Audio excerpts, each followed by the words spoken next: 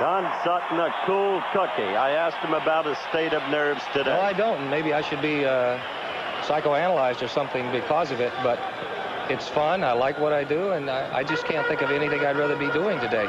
And it's not the end of the world for me if I lose, and it's not the greatest thing that'll ever happen to me if I win. It's just another step in what has been a very happy life, and another step along the way to someplace I hope to be when I retire. Checked. Strike. Went through it. And Sutton really turned it over that time. Look at this one again. Watch this ball. So down. Oh. Oh.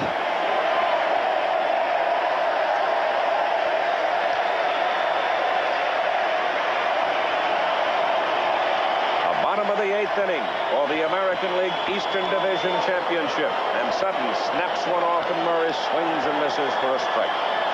I suppose overall the dominant story of this game has been the pitching of Don Sutton, at least thus far. Buttressed by the offense of Robin Yount with the 2 homers and a triple, and Cecil Cooper with a home run. Swings and misses and strikes out. So Sutton gets the leadoff man, Eddie Murray, on strikes. And so this Milwaukee team, which so many were so ready to give up on, as you look at Don Sutton, who in truth has been, despite all of Yount's heroics and Cooper's and all of the others, has been the dominant figure in this game. Don Sutton, the ex-Dodger, who played under Alston, played under Lasorda, who went to Houston, played down there. He got his opportunity today by circumstance. We met him at breakfast. He was the coolest cat I have ever seen. You heard him deny nervousness in the interview we had with him, and indeed he showed no sign of it. High to left field. Ogilvy waiting. It's over. The Milwaukee Brewers have defeated the Baltimore Orioles 10-2, and they have won the American League Eastern Division Championship for 1982. The 1982 American League Championship Series begins here tonight as the Angels host the Milwaukee Brewers. We wanted to play Milwaukee, and we got them. We handled them pretty easily at our place in Anaheim.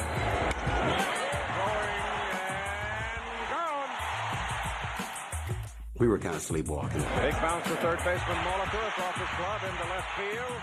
We played the ball games, but I don't know if we were really there, you know, and they ended up beating us both ball games. The California Angels have won the first 2. Just like that, the Angels were a win away from the franchise's first trip to the Fall Classic as the series shifted to Milwaukee. I wanted to win that 3rd game. I didn't want to go any further, let them get any life into them. The 1982 American League Championship Series. Live from County Stadium in Milwaukee, Wisconsin. The California Angels and the Milwaukee Brewers. And this ABC Sports exclusive brought to you by Chevrolet, who invite you to take charge of a new Chevrolet car or truck at your Chevrolet dealers now. And by Miller High Life, the best beer for the best time of the day. Welcome to Miller Time.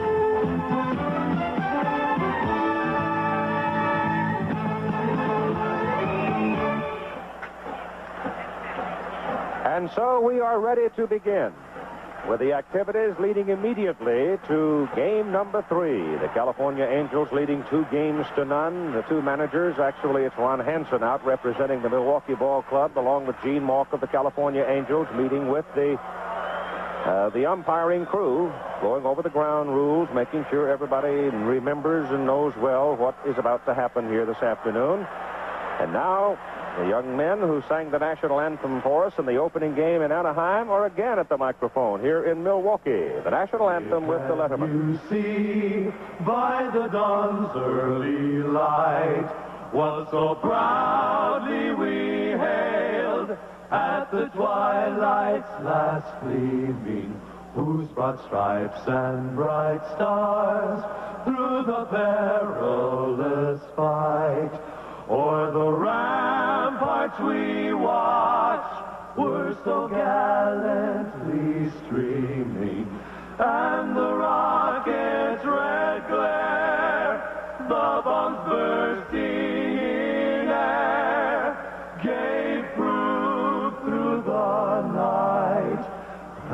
our flag was still there.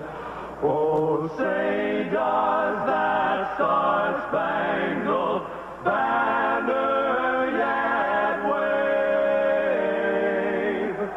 o'er the land of the free and the home of the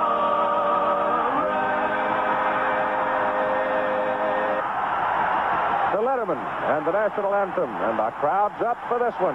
We'll be back after this word and a message on behalf of Major League Baseball.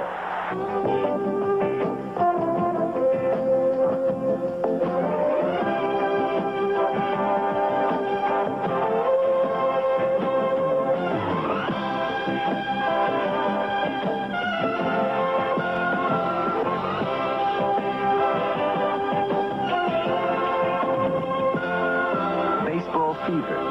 Catch it. It lasts forever. The preceding message was furnished by Major League Baseball. Milwaukee County Stadium was the home of the Milwaukee Braves originally.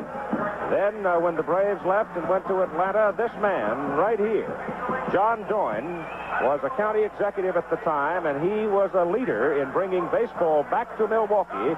They were able to bring the franchise out of Seattle, the old Pilots franchise, brought it back here. Bud Selig bought it, and they have developed it into a championship team. So John Doyne, who was so active in that effort, throwing out the ceremonial first pitch today for the game.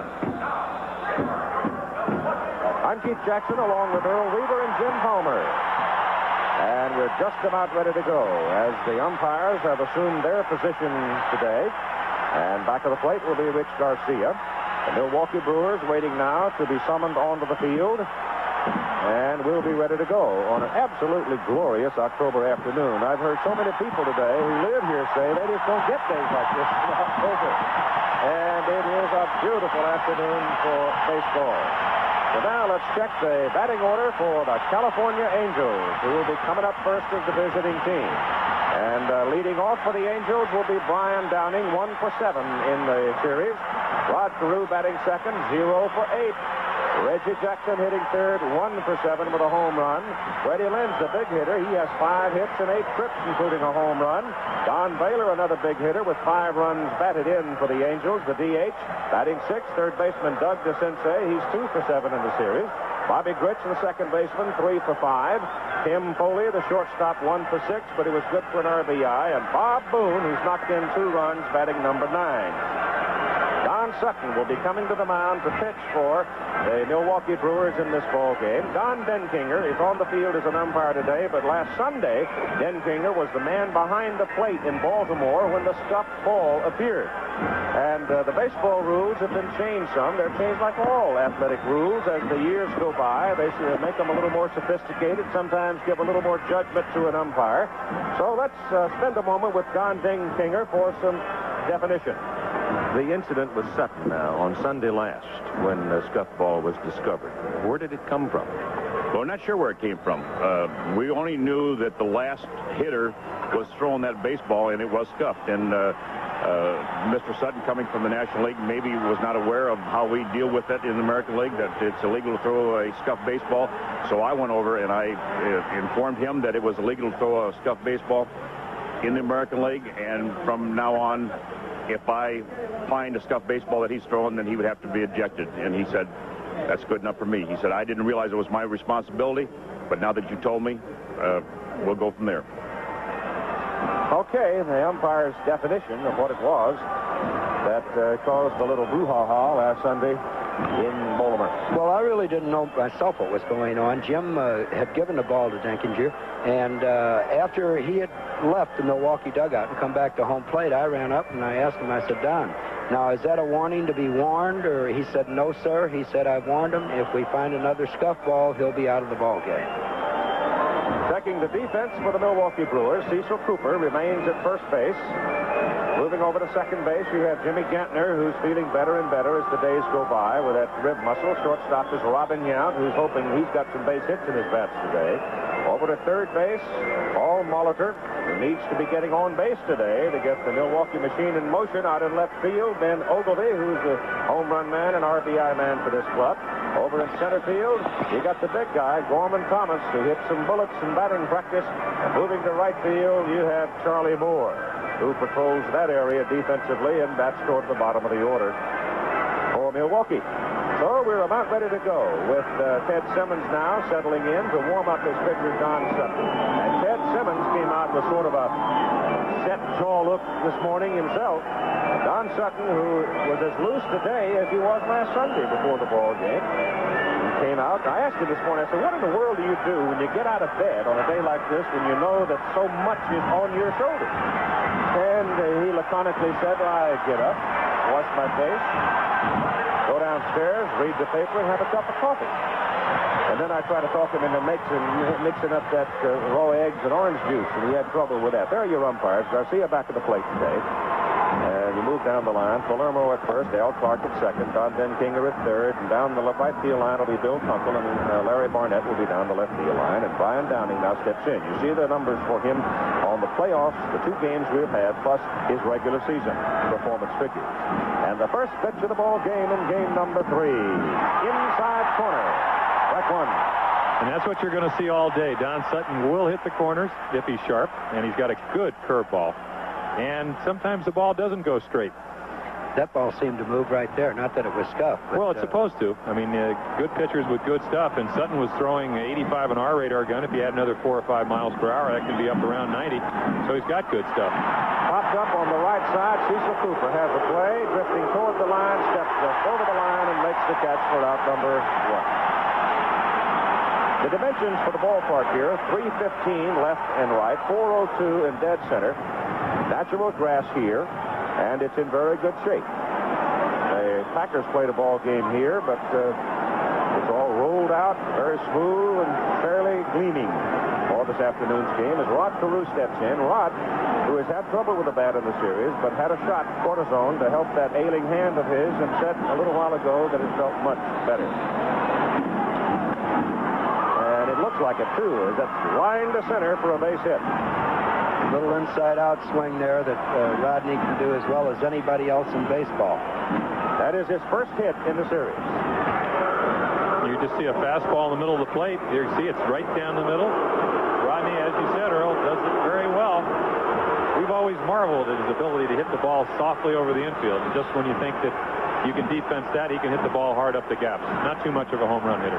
Reggie Jackson, who is a home run hitter, standing at the plate. The wind seems to be kind of blowing in right now, what little there is. Over the past month, he has had trouble with tendonitis in his wrist, and he still has it heavily wrapped. And it's tender, but certainly hasn't hurt his power swing. At 450 feet, 50-foot shot for a home run, that's been his only base hit so far. And right here, Don Sutton's got to work in carefully. He missed on the first pitch to ball 1 with Rod Carew edging off first base.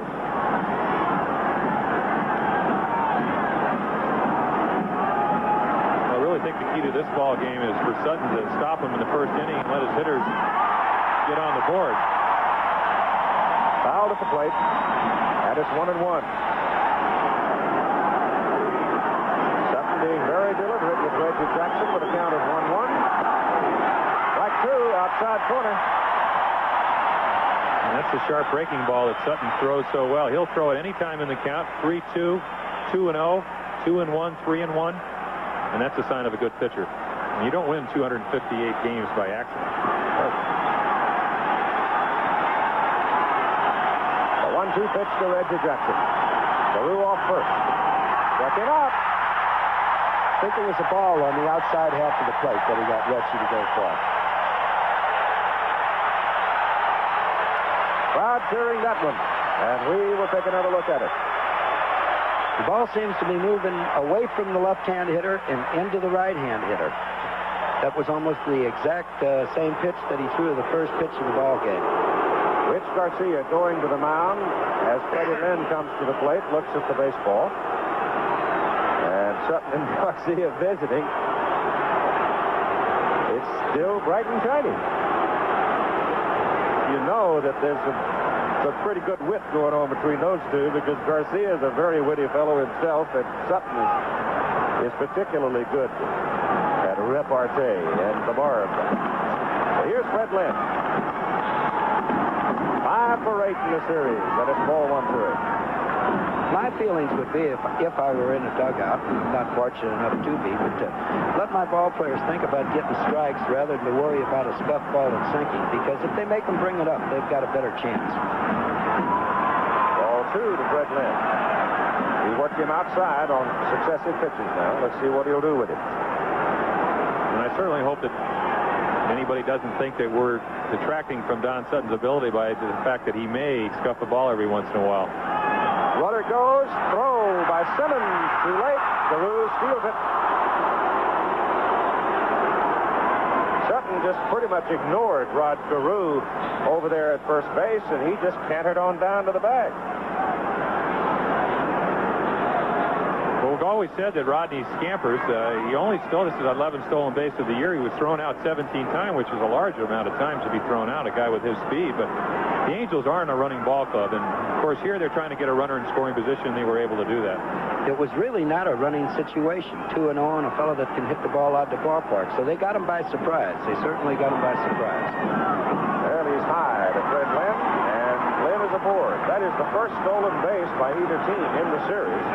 Fred Lynn on first base now with 2 out. Rod Carew on second base. Don Baylor will come to the plate. With these type of lineups, I don't think anybody came to the park to see a lot of stolen bases. However, it can be a big weapon if both pitchers have their stuff. If they have their good stuff and it's going to look like you're going to have trouble getting runs, I think both managers will let them run a little bit. Well, in your series against Milwaukee, Earl, you were never a man to exercise stolen bases a whole lot, minding and that kind of stuff, and yet against Milwaukee in that final series, you had them running all over the place. Yes, we did. I had a good hit-and-run man, Richie Dower, up. Baylor in, and the pitch is in there for a strike. I think the reason, though, you run on Milwaukee is the fact that Ted Simmons does not throw with the authority that Bob Boone. As we said in the last 2 telecasts, Bob Boone has thrown out over 50% of the runners. If Simmons has a weakness, it's his throwing arm. Over the top he comes, and that's a strike. Baylor tried to hold it and couldn't. That's a real good pitch right there. Right in at the hands. And that's the spot that you have to go with Baylor. Right there on his hands. Well, if at all possible, you want to stay out of the strike zone. And 0-2, it'll be interesting to see where the pitch is to Donnie Baylor. Inside. Right back in the same spot. I wonder what National League hitter now that he might be comparing him with. That would be very interesting. I think he felt that he could compare Donnie Baylor to Jack Clark, who plays with the Giants up in San Francisco. Both low ball hitters like the ball out over the plate and either get them out with breaking balls or the fastball in. And there he tried with another fastball to run the count to 2-2. He has been inside. That was very close. And right where he wanted to throw it again. He has not gone outside at all against Baylor. 2 out and 2 on. Top of the first inning. Up the middle. Throw is just in time at first base by Robin Yount. I think Sutton reached out and deflected that ball a little bit and slowed it down. Otherwise, it might have crept in there for a base hit. And he does it with his pitching hand, which is not the smartest thing to do. But it did save a run. And well, I guess we'll have to see how Sutton's hand is. And here you see Yount coming across and making the play to first. They will check him in the dugout to be sure to see whether or not there is a numbness in the fingers after he flagged it down. So, Sutton gets the Angels in the first with no score. The batting order for the Milwaukee Brewers. Third baseman Paul Molitor leads off, 3 for 8 in the series. Robin Yount, 2 for 8 in the series and no RBIs. Cecil Cooper, the first baseman, only 1 for 8 and no RBIs, batting third. Cleanup man is Ted Simmons, swinging from the left side, 2 for 8. Gorman Thomas, 1 for 7 with 2 runs batted in and a homer. Then Ogilvy, 0 for 8 so far, hitting number 6. Number 7 hitter is DH man Don Money, 0 for 3. Charlie Moore, the right fielder, 3 for 6. And batting ninth, Jim Gentner, the second baseman, 0 for 7. Very quickly, the defense for the California Angels. It is Rod Carew at first, Bobby Grich at second, Tim Foley to short. Third baseman is Doug DeSensei. The outer defense, Brian Downing left, Fred Lynn center, Reggie Jackson right. Back of the plate, Bob Boone.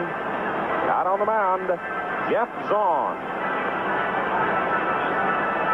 Zahn is 18-8, a late bloomer. He didn't really start winning until the past 5 years after he was 30 years of age. And one of the things on Geoff Zahn, you see his numbers there, Geoff used to consistently get behind. He was forever and a day when he first started his career in the major leagues, was seemingly always pitching from behind. But now he's corrected that, and he was a tough fellow this year. Well, he had an excellent year and had a great April. Started off, I think he was 5-1 in April, and that's a good way to start off the season. But he's a control pitcher. Don Baylor has referred to him as a soft-throwing lefty, but he's come up with a hard slider. He can run in on the right-handed hitters. He's been the type of guy that when he got hit hard, he'd throw his changeup and his fastball away. Right-handed hitters would go up there looking for a ball away, and they'd get it. And he used to pitch in Minnesota, which was a very tough park to pitch in, and now he's got that hard slider. He can run in the right-handers, and he's become much more effective. Paul Molitor walks to the plate, and I think perhaps some perspective can be added to the travails of the Brewers right now. Only one time in each of the first 2 games was Milwaukee able to get the leadoff man aboard. Myself, I have a feeling that the Milwaukee hitters have been a little over-anxious up to this point. They're pitching their power hitters very, very carefully, and they're getting them to swing at some of those corner pitches that they might be better off taking. Well, the word patient came up a lot today in talking to the Brewers. It really did. Molitor swings and fouls it back, and the count goes 1 ball and 1 strike. And that pitch was the ball. I talked to Paul, and he said he hasn't walked in a month. And he certainly would like to get on because he sets the table for the rest of the hitters. I mean, Yount's a great hitter, but when he gets on, it just makes it a little bit tougher. That's a little looper. The left fielder down. He's got to come, and he gets there. Oh, there's 1 out.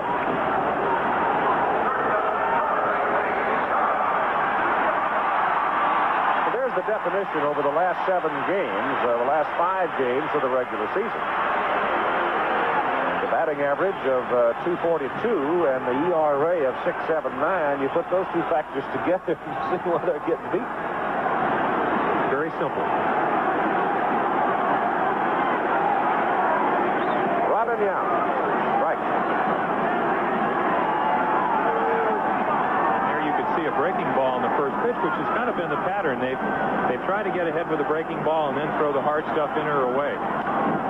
Hit out to the right side, up in the air. First baseman Carew, second baseman Grich. It is Carew, and you've got 2 down. And I don't know if that was a strike. So Yount's out of there on a pop to the first baseman, and another look at it. Well, this is a changeup, and again, it's right on the outside corner, a little bit off the plate. So I think Milwaukee is a very aggressive hitting team, and if you have to pitch against them, you know they're going to swing the bats. And if your team gets your run like they have for the Angel pitchers, it makes it a lot easier.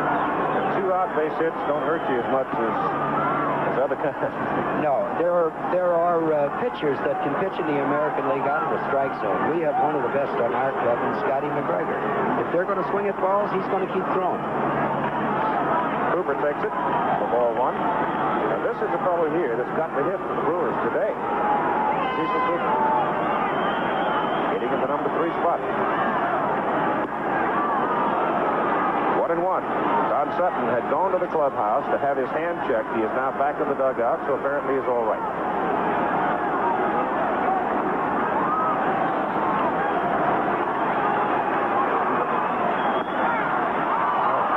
My goodness, there was a dandy. Right on the corner, burned the black. Cooper caught looking, and Geoff Zahn gets him in order in the bottom of the first after 1 in Milwaukee. No score.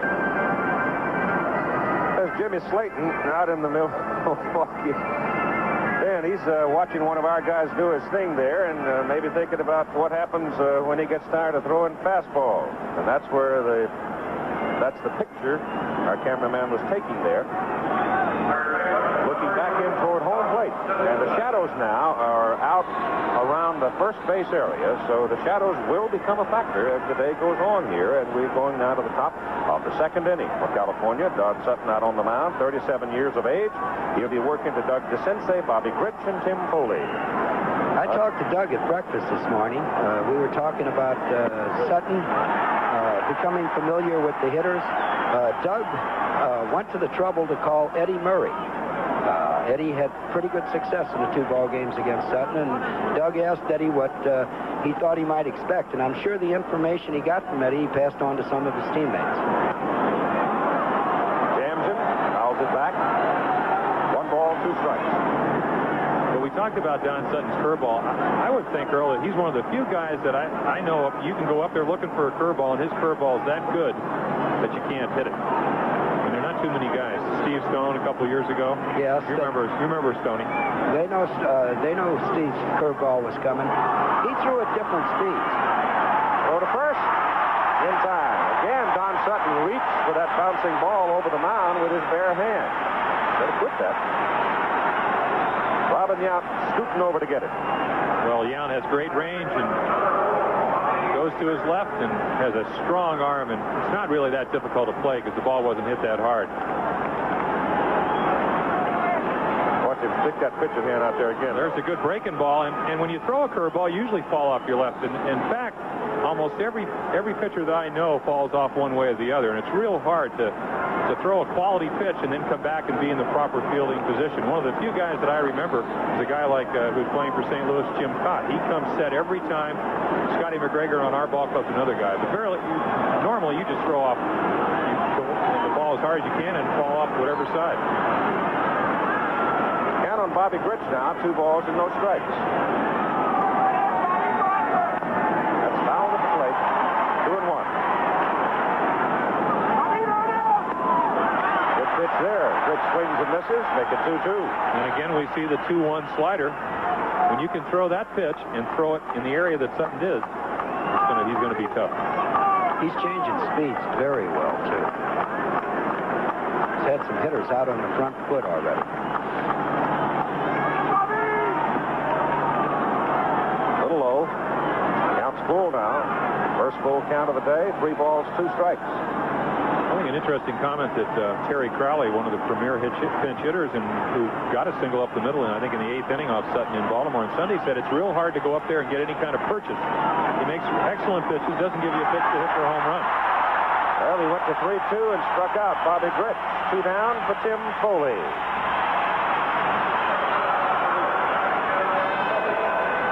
And here you're going to see a high curveball, but again, it's 3-2. Bobby's probably just looking for the ball, and he gets away with it, mainly because it was a breaking ball.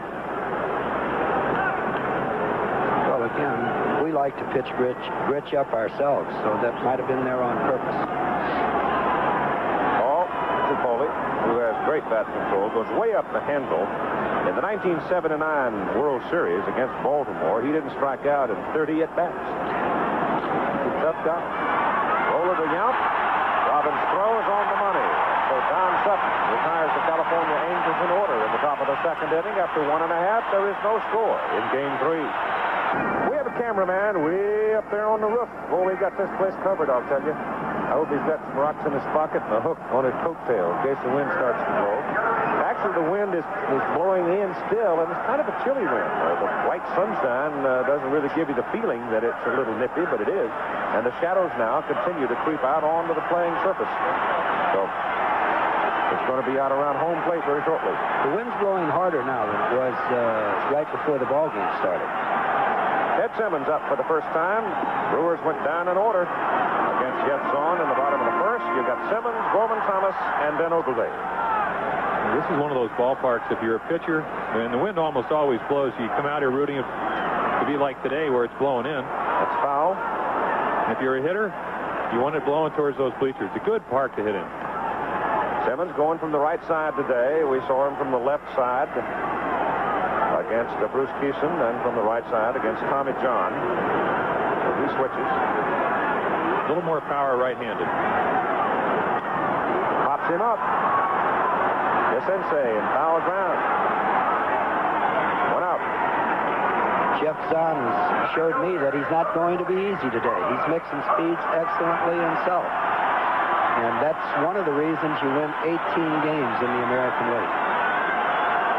Coming up now, Gorman Thomas. In game 2, Cooper, Simmons, Ogilvie, Thomas, the number 3, 4, 5, and 6 hitters, were 0 for 15. And only one ball got to the outfield from that group. And you're not going to win many ball games doing that. I know they're trying, but we might go back to that over-anxiousness. Well, I think that shows what kind of game Bruce Eason pitched. He was overpowering. I've never seen him with that kind of stuff, and he made great pitches and put it where he wanted to. He blistered a finger on his pitching hand in the game. Not a bad blister. He was less than 100 pitches, and I think he'll be healed in a day or so and probably ready to come if Gene Mauch has to go on past that point. But if California wins today, it's over.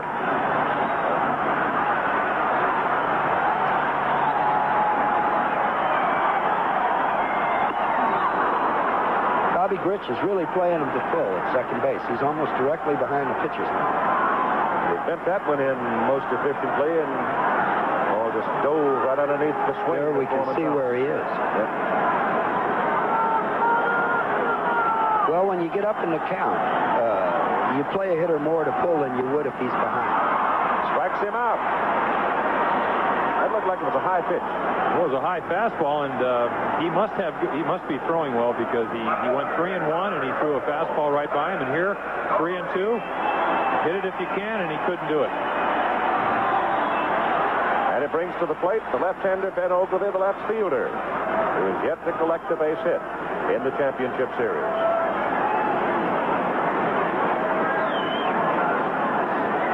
They give Benji all of left center. That hit him. Took it on the forearm.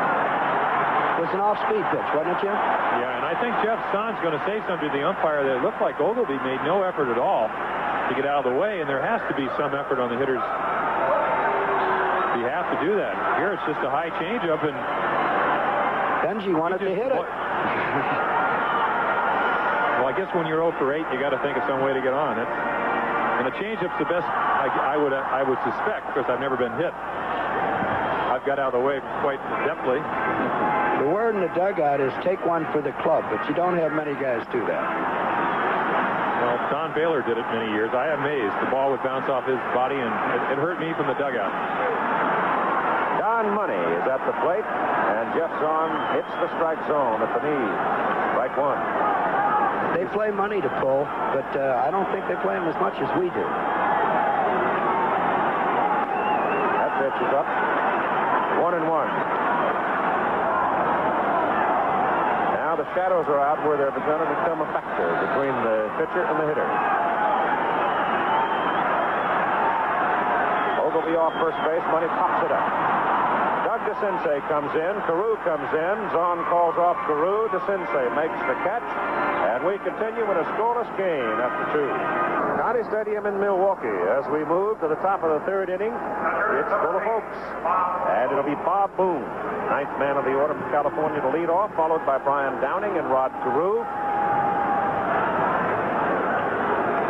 Bob Boone has been a stabilizing factor, and that's putting it mildly for the California Angels pitching staff. He's handled the pitchers so well, and the pitchers, being in the main veterans, have responded to it well, and particularly in holding and handling base runners. There's a hit on the corner.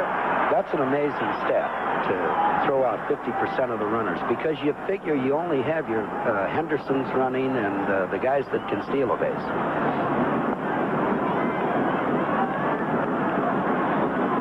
There's Patty Sutton, Patricia.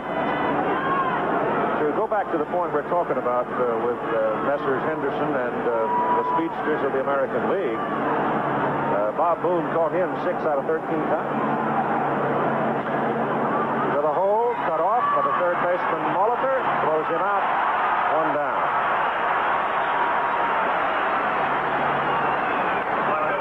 If you watched our first ball game, that was the same kind of ground ball that Molitor tried to turn into a double play, broke directly to his left. On this instance, he broke back, got the big hop, and made an easy play out of it. Top of the order, Brian Downing fouled out for the first baseman. His first time today. Rod Carew to the on-deck circle. Down the line. Foul ball. I think Al Clark almost started to call it fair. He did. And he waved it out. We'll take another look. I wonder if we got Clark in our picture. He makes like him. Oh, there he went, and then called it foul. And well, the ball does not have to bounce in fair territory. It just has to go over the corner of the bag. And of course, he's in a lot better position to call it than we are. The ball looked very close to being a fair ball. I thought it was foul. Angels did not get the ball really out of the infield first time around, and that's up high. 1-2. Well, I think the one thing that Don Sutton has done is establish his curveball. The first pitch to Brian Downing this time, and he's an excellent first ball fastball hitter, as you said. It was a fastball right down the middle, and he took it because I think he was probably looking for a curveball. And there he got it. And Molitor throws him out. How is he getting him to hit those ground balls on high pitches, Jim? I don't know. Maybe he scuffs the curveball, too. I don't know. That was a pretty good pitch, but he has thrown some high breaking balls. But when you have a good curveball, even if you throw it up in the strike zone, the spin's tight enough where it can be effective. Rod Carew, who had a looping single the first time around, on the man to get it out of the infield. And Carew fouls that away into the crowd. And as you said, Keith, you can see the shadows creeping between the pitcher and home plate, which is going to make it real tough to see the spin on the ball and just in generally hard to pick up the baseball. Is it more difficult with that kind of a shadow rather than a solid shadow? Well, a solid shadow, you can turn the lights on and that'll brighten it up. Right now, it's going from light to dark to light. That's lifted to the outfield. Thomas started back and then stopped as the wind got a hold of it and pulls it down. So Don Sutton now got him an order in the second and repeats it in the top of the third. No score. We'll move now to the home half of the third inning for Charlie Moore, Jim Gantner, and Paul Molitor for the Milwaukee Brewers. Did they call you or Pat to talk about giving a little shot of juice to this grass? It looks like a spring grass. It's green. The park's in excellent condition. In the infield, the infielders told me it's not breaking up like it has sometimes in the past. But by that I mean when the cleat marks go in, you don't pull a lot of dirt up with it. As those of you who don't know, Earl Weaver is just about on the verge of becoming a full-time gentleman farmer. Groundskeeper told me that he used Earl's tomato fertilizer. That's why the grass is so green. Zahn, breaking pitch, swing and a miss on the first pitch by Charlie Moore. It looked like a balloon coming up there, but Charlie couldn't get a piece of it. Well, it was the changeup, and this is what Geoff Zahn does. He changes speeds. Looks like he has a good fastball today, and that new slider has really helped him out. That's a high pitch, and he cues it foul. Exactly. Once again, being out in front. Outstanding change of speeds is what he's doing now, and I think that's tougher on a hitter, we'll say, than a 94-mile-an-hour fastball. Probably more than any other pitcher that I know of in baseball who will throw successive changes. He'll throw 6, 7, 8, 9, 10 in a row sometimes if it's working for him. Well, if you have a good one, and a guy like Scotty McGregor who does, they can do that because the hitter can look for it and he still can't hit it, and there was another one. That's up the middle for a base hit. So Charlie Moore continues to peck away. He now has 4 singles and 7 trips. It really wasn't a bad pitch. It was the kind of pitch you want a hitter to swing at. It's away. He lunges. And as in baseball, sometimes it's better to be lucky than good. He just hits a routine grounder up the middle. But Foley can't get to it. He hit it right in the right spot. And the first time, the Milwaukee fans came to their feet. Jim Gantner, the second baseman and number 9 man in the order, a left-hander at the plate. Up the bat handle, brings the sensei in from third and takes it for a strike, so the count evens at 1-1. This combination did hit and run against us. When they were ahead or the game was tied. When they get behind, as we saw in the first 2 games, it just takes a lot of potency out of their offense. These guys are good hitters, but one of their main strengths is the ability to hit and run and move the ball and move the runners along. Loop, to the shortstop, Foley. And Moore retreats to first. 1 out. Gantner, Molitor, and Yount are good hit-and-run names. It's very seldom when you get a fellow that hit as many home runs as Robin Yount did, but he's still very good at hitting and running. So ball is in now. 3 for 9 so far in the third. And I think we might be able to look for a hit-and-run situation right here. He goes, and it's fouled off. No question, Jim. Zahn's got him off balance. You see, Molitor lunged at that pitch. Well, he did, and I mean, that's what it's all about. For years, we had pitchers, Dave McNally, Mike Cuellar, crafty, I guess is the way you could call them. Good curveball, good fastball, and the ability to throw the pitch when the hitter didn't expect it. Sharply hit. Third baseman DeCinces over to second one. Back to first. Double play. So the Angels turn one here. And the Brewers lose the opportunity, getting the leadoff man, Charlie Moore, on base. And let's take another look at it from up on top of the stadium. That ball was hit as good as the one up the middle, but there again, just in the wrong spot. The pivot. And a good solid throw to first, and we continue in a scoreless ball game from Milwaukee. The bunting on the box of the American League president, Lee McPhail, there as he and his guests watch the ball game, and Reggie Jackson steps to the plate for California, top of the fourth, game moving right along. Don Sutton's first pitch to Jackson. He struck him out swinging in the first inning, and he nails the corner on the first pitch. Red Lynn's on deck, and Don Brayler will follow. Follow.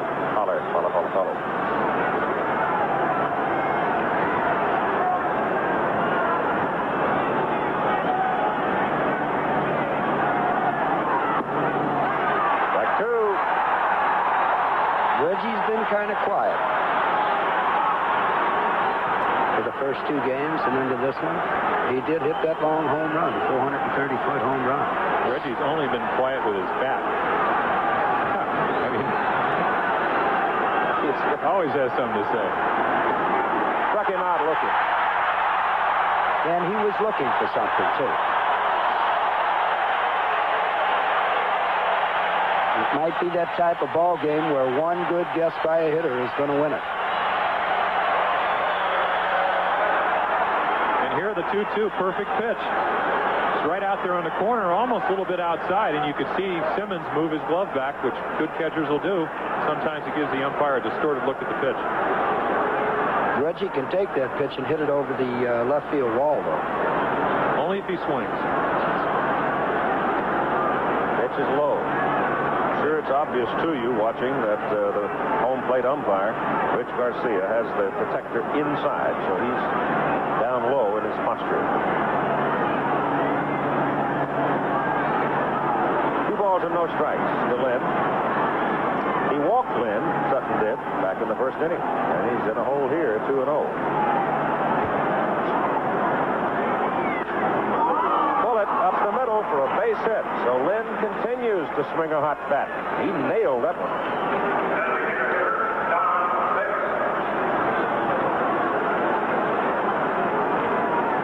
Well, here you see a fastball out over the plate. It's a good 3-1 pitch, a pitch that you know that the hitter's probably going to go back up the middle with. Nothing ball game. You want to keep the ball in the park. You also want to duck. Amen. Well, we haven't seen a lot of Sutton, but he does look like a good fielding pitcher for me. Bullet by Baylor. Throw back across, and Fred Lynn is a sitting duck. And so the Brewers turn to DP on the line drive by Baylor to Molitor, back across to Cooper, and Don Sutton walks back to the dugout with his teammates. Here's a look at it. He really got all of it there, didn't he? Fred Lynn couldn't tell whether the ball hit the ground. What he should do in that situation is look at the umpire. So we are in the middle of the 4th inning, and we have no score in game 2. We go to the bottom of the 4th inning. Second time around for Robin Yount, Cecil Cooper, and Ted Simmons against the Angels left-hander Geoff Zahn. No score in the ball game. Angels sitting on a 2-0 lead in the best-of-5 series. Robin Yount has not had a good series. He popped up to Rod Carew his first time today. tantalizing breaking pitch. Drifting in for a strike. And again, we see the pattern. There's an off-speed pitch early in the count when they get ahead. And they know he's got to be an aggressive type of hitter. They go either in or away with the fastball, and they've been able to handle Robin. He wanted to jump on that one, but he pulled away from it, took it for ball 1. 1-1. In the first game, through 4 innings, it was 7-3 California. In the second game, through 4 innings, it was 4-0 California. So the two pitchers have been dominant so far here in game 3. That is inside. 2 balls and 1 strike on Robin Yount. 3-1. Robin, of all people this morning, was talking about patience, and he's exercising it right here. Well, that's the one thing he's been able to do much better this year than ever, and I think that probably accounts for the fine year he had. But this is also the second time around for Zahn, and this is when you find out how good you're really throwing. 3-2 on the foul at the plate.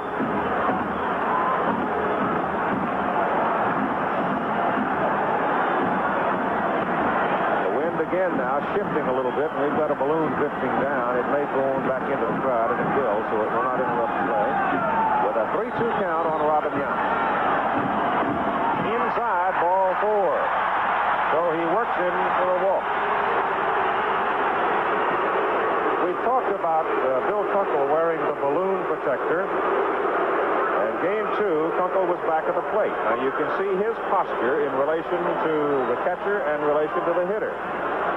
Now, Rich Garcia has the inside protector, and you can see that he's a little bit lower than Kunkel. And he doesn't even get as low as some of the umpires in the league. There's a big difference. The strike zone has definitely gone down in the American League the last couple of years. I think the inside protector gives the umpires a better chance to see the ball, especially the low pitch. Cecil Cooper is at the plate now with Yount on first base, and Robin Yount is a runner. Second inning in a row that Milwaukee got the first hitter on. It opens up the situation where you have a left-handed hitter, you have the first baseman holding the runner on, you have that hole. Cooper can't pull the ball. Zahn now goes to 2 balls and no strikes, and that brings Bob Boone out to the mound for a check. Milwaukee didn't have to do all that much running during the course of the season. Yount stole 14 bases and was caught only 3 times. Well, he has excellent speed, but with this ball club, as you said, he doesn't have to run. You don't want to, and Earl would testify to this, you don't want Yount getting thrown out with Cooper and Simmons and Ogilvy and Thomas coming up, do you? No, and you want to leave that hole open for Cooper if he can pull it, and he looked like he tried to pull that ball. If Cooper goes out and Yount's still on first base, I think they might try to do a little running when Simmons comes to the plate, possibly to stay out of the double play. Cooper's really staring down at the third base coach here. There were a lot of signs given. I don't know myself. Harry Warner, the third base coach. Ron Hansen, the first base coach for the Brewers. They're taking a good long look at Zahn now, this second trip around, and Robin Yount walked, and Cooper now has gone to a 3-1 count. Here you see a low slider. He takes it. He struck him out on that pitch last time. Yount walked on the same pitch, which was almost a strike in the inside corner, but showed some of that patience you were talking about. That's foul back here. And he's pulled out to Cooper at 3-2. I think he might go now. He'll need help from Cooper because I don't think he'll get that bit of jump off his arm. And the number of pitches are beginning to accumulate rather rapidly. As Zahn as Milwaukee really is making Zahn work the limit. Go back to first. Nothing there. He doesn't have a great pickoff move. He doesn't have the Flanagan move. Mike Flanagan, who pitches for our ball club, has probably the best move in the league. You just can't run on a guy like that.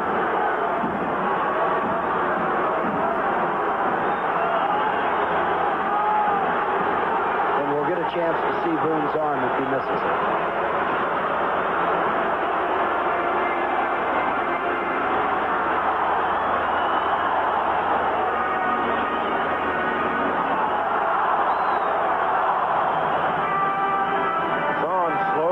pace considerably here in the bottom of the fourth. Runner goes, pitch is hit down the line. Fair ball going to the wall. Robin Yount turning third. He's coming home. The throw to the relay man's Rich. There's no play at the plate. Go back to second. Cooper gets the Milwaukee Brewers on top by a 1-0 score with a double to the right field corner. The 3-2 count allowed Yount to run, and as a result, I don't think he would have scored had he not been going. Here you'll see a high slider. Same pitch he struck out on. It's not a very good pitch. It's in the middle of the plate. This is why Steve Cooper hit 313. And Yount with excellent speed scores easily. Standing up. Time called as Gene Mauch, the manager of the California Angels, is on his way to the mound. He wants to talk to his pitcher because Zahn became very, very deliberate on both Yount and Cooper. Went to 3-2, walked Yount, and then Cooper nailed it. Well, Cooper also fought off a couple good pitches. He fouled off Zahn, real good pitch that Zahn threw right before the double. Angel bullpen up. That's Dave Goltz, number 30, big right-hander, who came over from the Dodgers and finished with a record of 8-5. The other right-hander, the big lanky one, is Mike Witt, who is a youngster and can throw bullets. Gene Autry, number 26. They gave him the uniform, number 26. When they clinched the West, they called him the 26th man, and the team voted to retire the number. I'm sure what Gene Mauch, I know many times when you come out to the mound, Earl, to talk to me, you have a situation here where you want to stay away from the big inning. You know that your ball club has the capability to score runs. And Geoff Zahn is getting himself into a big inning situation. This is what we said. I thought that the clubs that would win were the clubs that could stay away from the big innings, and the Angels did that on the first two nights. With nobody out, Ted Simmons hits one up the middle for a base hit. Cecil Cooper coming around third. Here's the throw through, and he stops at third base as Harry Warner came all the way down to home plate to put up the stop sign. I think he was right. I don't know whether they'd have him or not, but with Gorman Thomas coming to the plate, nobody out, chances are you're going to get that second run in anyway. Not a bad pitch, just a changeup. Again, as we said, it's the second time around. You kind of get a pattern on a pitcher. Milwaukee's hit Zahn well this year, and they're doing so in this inning. Taking no chances with that good arm of Fred Lynn in center field. This is the first time since the second inning of the first game the Milwaukee Brewers have led in a ball game. Nobody out. Cooper is over at third, Simmons at first, and Gorman Thomas is the batter.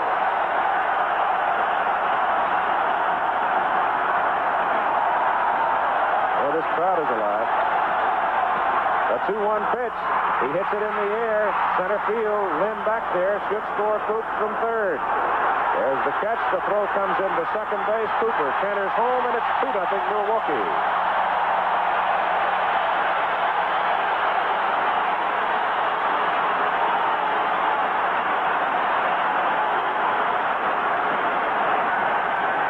We've got one out now for Ben Ogilvy and Ted Simmons, who does not have good speed at first base.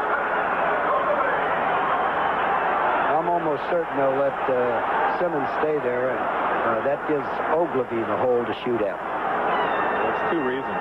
For that reason, and the fact also that Simmons doesn't run very well.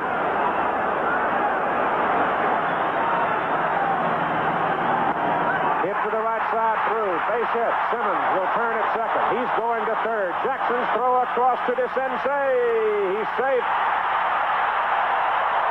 And he took advantage of the hole. First hit for Benji. And Ted Simmons was really pumping coming around that bag and went in on his tummy at third hard. The ball's hit hard. I'm surprised he goes to third base, but what he counted on was Reggie make a throw that was a little bit offline, and you'll see Reggie charge the ball. I don't really think he thinks Simmons is going to go. He makes an excellent throw, but it's just a little bit off to the left. And the head first slide. The throw had something on it, and for those people that think that Reggie's arm is starting to slip, he showed us that it wasn't. Now the DH coming to the plate, John Money. You've got one out. And runners on the corner. Ogilvie at first and Simmons at third, and 2 runs are in, and the high fly ball hit out to left field. Simmons tags. It is not too deep. Simmons is going. Down his throw. Offline. 3-0. Milwaukee. Ogilvie to second.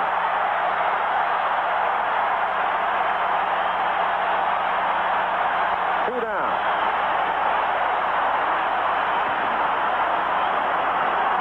And there's where aggressiveness got them an extra run. If they're trailing by 2 or 3 runs like they were in the first 2 ball games, you don't take that challenge. Simmons challenging Jackson from right field to get over to third, and now challenging Downing to score on the medium depth fly ball from left field. You see there's no play on him, and Gene Mauch is going back to the pitching mound. No chance for a cutoff on the play either. And it allowed Ogilvie to tag up from first and go to second, and now there's another run in scoring position. Would he have been better off there, Earl, to try to hit a cutoff man? Well, I like my players to know their own ability. Myself, when the ball went up, I didn't think Downing had much of a shot to get the man out at home plate.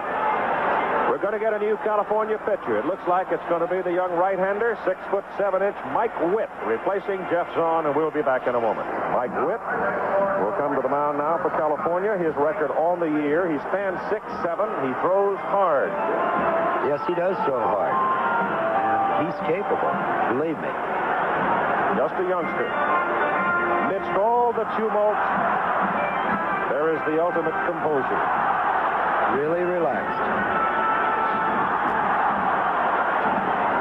The batter is Charlie Moore, who's been a pesky fellow in the series. 4 singles in 7 trips. Takes it inside as he looks at Witt for the first time. He's all arms and elbows out there, and then suddenly there's a bullet. He faked the bunt, dug his back. He should be back in a 2-out situation, trying to knock the ball down to save a run. Fouls that one away on the screen. I think Moore just more or less faked it to try to get Doug in a step or two, but I honestly don't feel that he should step in.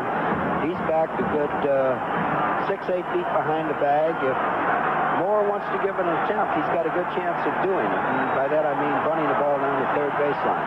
The sensei's pulled groin muscle much better, so he's moving better. He's a little quicker than he was in the opening game. Count now 2 balls and 1 strike. Location and control for Witt. Sometimes a problem for him. He really didn't have that many walks this year, but occasionally he'll get behind in the count. He just comes in and he can get in trouble doing that way. That's fouled away. He has a type of fastball where he can go after that center of that plate, and it will move one way or another at times. So we call that the variable chance deviation theory. That's the theory Davey Johnson once sprung on Dave McNally when he said, if you're trying to throw it for the corners and it goes to the middle, why don't you throw it for the middle, because maybe it'll go to the corners. Apparently it's a mathematical theory. And Witt does throw that kind of fastball. The ball runs real well, and just throw it for the middle and hope that it moves. And strikes him out. If it doesn't move, duck. But that time it dove in there to get the strikeout. But the Milwaukee Brewers get on the board and lead after 4-3 with a cloud of dust and a high-yo at third base for Ted Simmons, reflected there by our electronic artist, Joni Carter. Nicely done. Go now to Doug DeCinces, Bobby Grich, and Tim Foley for the California Angels as we move to the top of the 5th inning in the Milwaukee Brewers, battling to stay alive in the best-of-5 series, leading the ball game by a score of 3-0. Well, they did it last year, Keith. They lost the first 2 games at home, and they went on the road and won it. And again, this is the same situation where when your team scores some runs, you like to go back out there and shut out the other team and give them another opportunity. And let's see what Sutton can do. Big moment in this baseball game right now as Mr. Garcia, the home plate umpire, will have a look at it.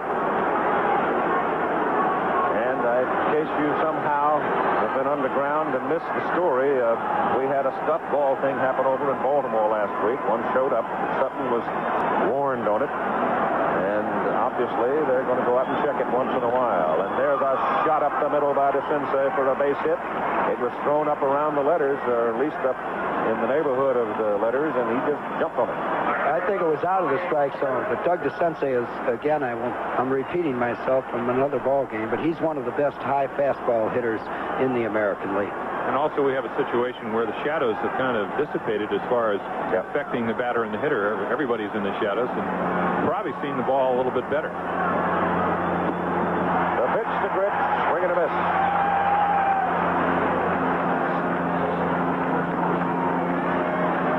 If there is a fourth game, we'll have it at noon Milwaukee time tomorrow, and once again shadows will be a factor. If there are shadows, because we understand there's some inclemency brewing on the horizon with the weather. Strike call. 1 ball and 2 strikes. This is the first time a Milwaukee pitcher has really had a cushion like this, and Sutton went out and challenged the first hitter. That was dumb. He hit it right back up the middle. I'm sure he tried to make a good pitch and wasn't able to do it. I was only kidding when I say that. It's dumb. Pretty good pitch right there. He strikes out. Bobby Grit swinging for the second time in the ball game. It's possible that he could have said to himself after the base hit, well, I'm not going to change my pattern. I'm going back to what I did the first and second time around. That is the 4th strikeout for Don Sutton in the ball game. And now it is Tim Foley, who bounced out to the shortstop his first trip. Doug DeSensei bounces off the bag at first, and Foley loops it foul. Well, we're now in the top of the 5th inning, and if Sutton is want to change his pattern, this would be a normal time to start thinking about it and doing it, and that's fouled away on the right side as well. Tim Foley is trying to take advantage of the hole with Cecil Cooper holding Doug DeSensei on.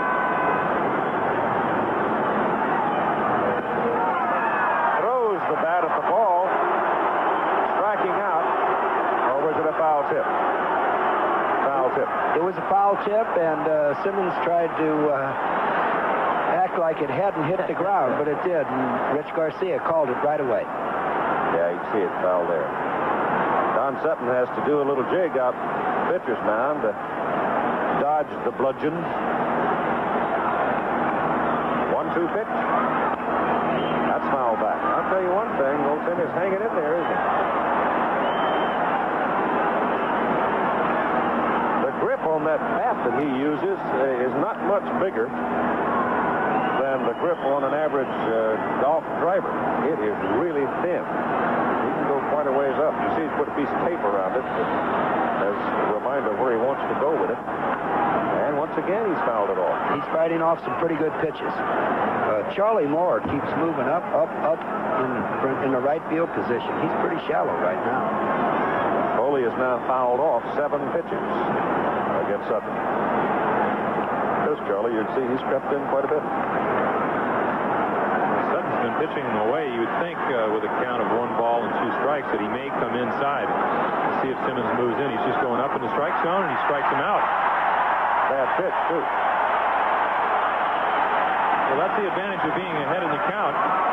You get the 2-strike count, and the hitter becomes a little bit more aggressive.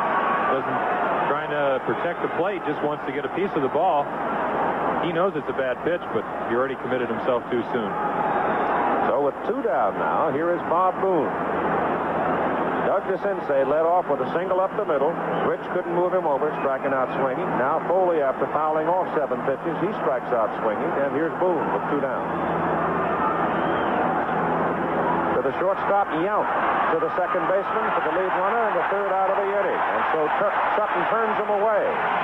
And in the middle of the 5th, 3-0, Milwaukee leads. Back with more baseball after this word from our local station. All right, maybe I wasn't the greatest player of all time, but fans, they forgive and forget. When I go in here, they'll be buying me my favorite beer, light beer from Miller. You, Bob Uecker? Yeah, how you doing? These fans, I love them. They know us ex-big leaguers drink light because it's less filling and it tastes great. Well, can't keep the gang waiting. The fans are always joking. Light beer from Miller. Everything you always wanted in a beer, and less. Wow, they're having a good time in there. On this autumn afternoon in Milwaukee's County Stadium with their ball club sitting on a 3-0 lead. Don Sutton turning away California in the top of the 5th inning, and now it'll be Jim Gentner for his first look at lanky Mike Witt, to be followed by Paul Molitor and Robin Yount. All one. Something comes to mind that you said many times, Earl, is that when you're playing poorly, you never really look as bad as you look when you're playing poorly. You never look as good as you really are when you're playing well. And, that was almost right. Well, almost right, whatever you said. I never listened to you in the first place. So. Yeah, that's the truth. I got some of it over the years. I think a perfect example of what a 3-0 lead will do is last inning, the Angels get their leadoff.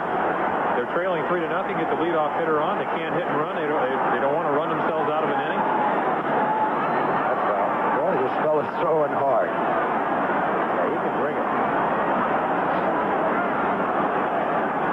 Gene Moss, all club down by 3 runs. But his pitching staff is well rested. He's really got him stacked right where he wants him. That one misses, and it's 2 balls and 2 strikes. I'll tell you what you ought to do with Jim Palmer, Earl. Send him a copy of your book. No, he made me buy one. Did he? The actual statement is, and Paul Richards said it many years ago. Gantner strikes out. You're never as good as you look when you win, and you're never as bad as you look when you lose. Didn't I say that? Close. Well, kind of, something like that. You can see that Mike Witt was pretty stingy when it came to yielding the big ball. He led the league. He struck out Charlie Moore, the first man he faced, swinging, and he has now struck out Jim Gantner looking. After a roller to the second baseman, Gritch, and Molitor is out at first base. It'll bring up Robin Yount now. Mike Witt's doing exactly what you ask of a long reliever or somebody who comes into this situation, to stop the other ball club until your guys can get some runs on the board. And for years, Sammy Stewart did that for Baltimore. Come in and the club could be trailing 4-0 and give us some chance to catch up. The worst part of that is if you get that performance that you're looking for, and Witt's in the ball game, and it looks like he's going to keep him close. But if you don't come back, you've wound up losing that pitcher for the next day or the day after. Over the mound, toward the middle and through. Robin Yount with a single up the middle, 2 out for Cecil Cooper. The crowd will go Cooper. Good running situation, Earl? Very good. Very good running situation. I expect him to go. Foul back. Look out. Robin Yount evidently has go if you get the jump, and that means he's on his own out there right now at first base. He took a step on the last pitch, but felt he didn't have a good enough jump to go and held up. My athletic ability, Jim, rests with eluding errant misses on the street and in the press box. Well, they seem to pick up speed by the time they get up here. They sure do. 2 balls and 2 strikes and Ted Simmons swinging a bat, waiting in the on-deck circle. You got 2 out. Yount at first base. He has good speed. He showed you that when he came around to score after having walked back in the bottom of the 4th inning. He's going. The pitch is swung on and missed, and Cooper strikes out. That's wonderful. That paint keeps your body warm. Hardy souls, I'll tell you that, from the upper Midwest, to be walking around without a shirt because that wind is pretty brisk. Here you've got the top of the order now for California. Brian Downing, Rod Carew, Reggie Jackson. Milwaukee leading 3-0 as Sutton delivers to Downing high.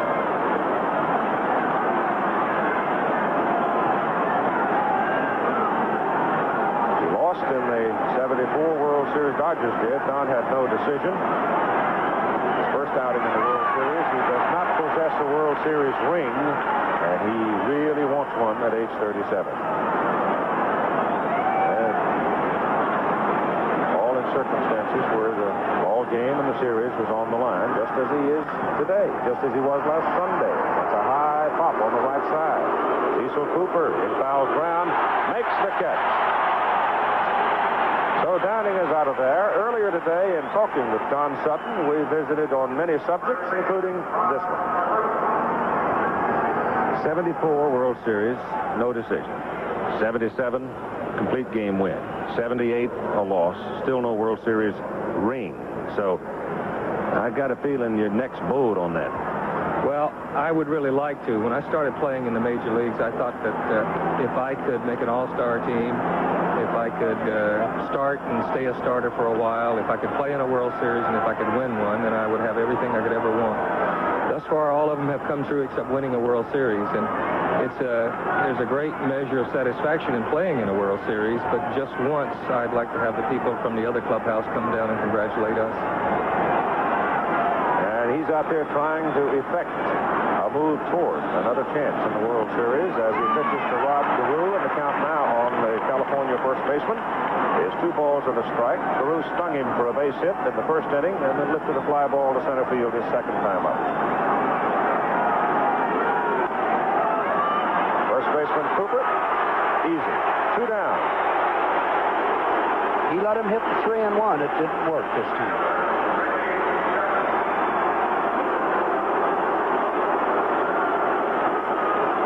Shortstop for the New York Yankees crowd.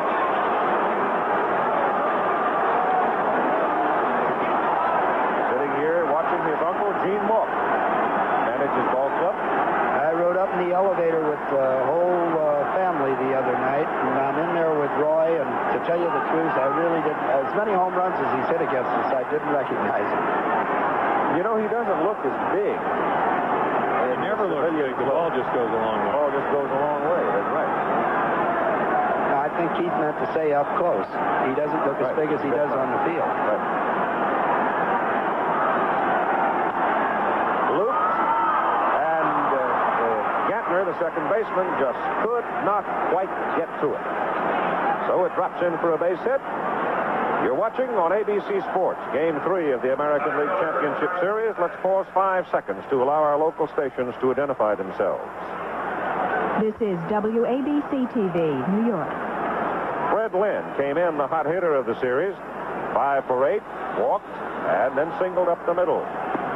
So Sutton was very careful with him the first time and lost him, careful with him the second time, and Lynn stung him for a single. So Freddie now with 6 hits and 9 trips. And to deliver Jackson from first base. In there. 1-1. Again, we see the breaking ball count behind 1-0. Good curveball.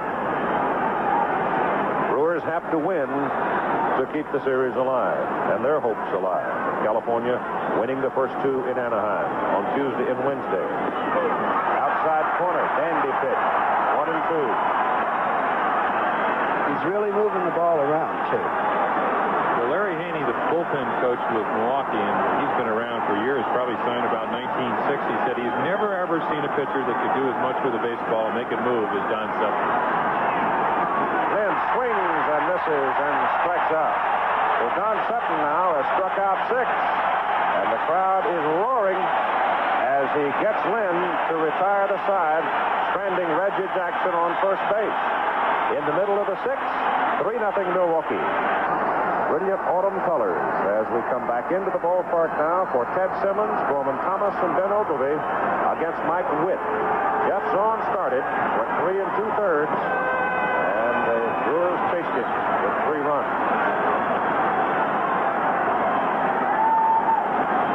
Witt has been strong since coming on in the 4th inning. Struck out the first 2 he faced. Robin Yount reached him for a single, but then he struck out Cecil Cooper for his 3rd strikeout. Now he's working through the muscle men in the order. Simmons, Thomas, and Ogilvie, and Simmons now switching to the other side of the plate with a right-hander on the mound. Fouls that back into the stand. Doc Medich now is up in the Milwaukee bullpen, loosening up just in case. Well, up to this point in this ball game, so much for momentum. Don Sutton has done a lot to turn it around, if there is such a thing. That's popped up in the air on the left side. Shortstop Tim Foley makes makes the catch, and you've got one out. Don Sutton was a party pooper in Baltimore last Sunday. He may be a party pooper in Anaheim. Well, a well-pitched game can do a lot for a ball club. And I know last weekend they didn't get very many good pitching performances. But when Sutton stepped out there, he certainly really turned the entire team around. Coming up tonight at 8 Eastern Time, weather permitting, second game of the National League Championship Series out of St. Louis between the Braves and the Cardinals. You'll see it here on ABC at 8 Eastern Time. Particulars on it. 2 balls and no strikes now to Gorman Thomas, who has struck out and hit a sacrifice fly to center field, knocked in a run.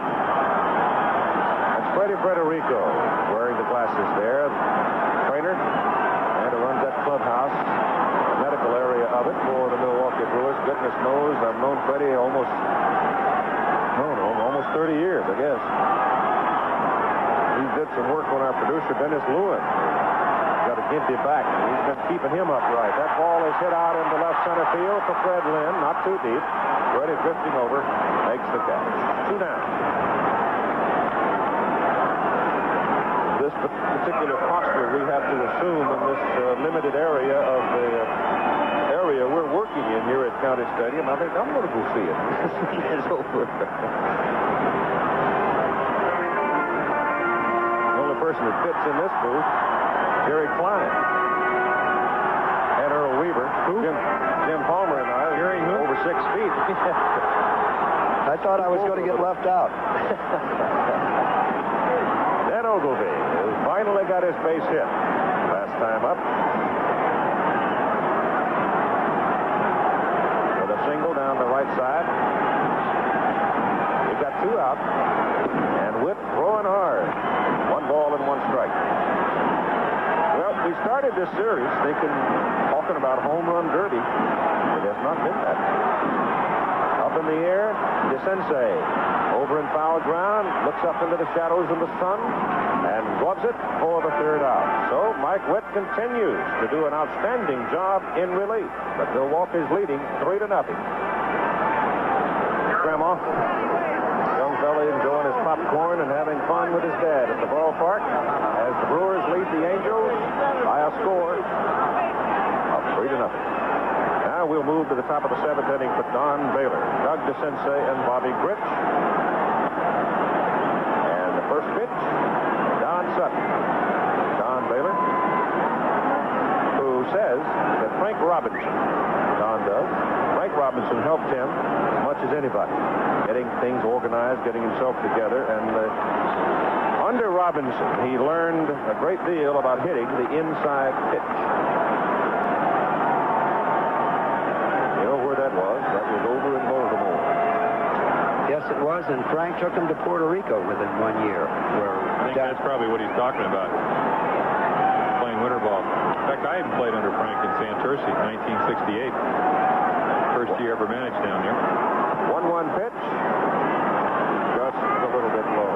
2 balls and 1 strike. I thought Robbie just did a heck of a job out there in San Francisco. He kept them right in it to the very end. He certainly did, and he wanted another shot after Cleveland, and he's proved that he's a good major league manager. He's a heck of a guy.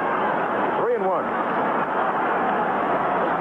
Now, Frank played the game the same way he manages, and I understand. Taylor fouls it back. Matter of free agency. Now, California is a ball club built on free agents. We noted that in the pregame show today. I'd like the reaction from you, Earl Weaver, on the impact of free agency on the game. I think it's brought more people out to the ballpark. I think there will be balance throughout the American League because of it, because a lot of clubs only need 1 or 2 players right here. And this big fella, is going to become available this year, and somebody can make themselves, who might have been 8 or 10 games short, can make themselves a pennant contender in a hurry. Jim, how do you feel about it? Made a lot of players wealthier. I know that. I'm not so sure that, though, that the rich clubs don't have the more of advantage. I think that's the only unfair thing about it. I agree with Earl in many senses that it's helped a lot of ball clubs, but I think it puts puts a lot of pressure on some of the players, too, and a lot of times it has a lot of fans having many more expectations from some of the players because of the salaries they're making.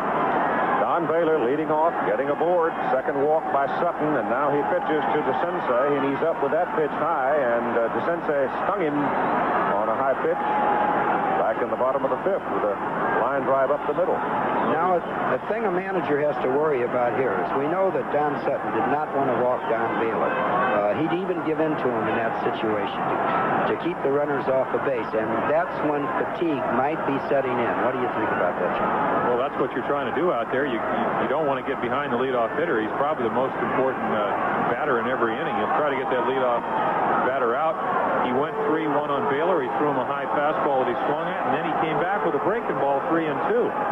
So I guess he feels he has good command of that pitch, which he has all afternoon. Personally, I would have challenged him with a fastball, hoping he'd just swing the bat. One other note on this circumstance relative to Sutton, though. He has been behind now on 6 straight hitters.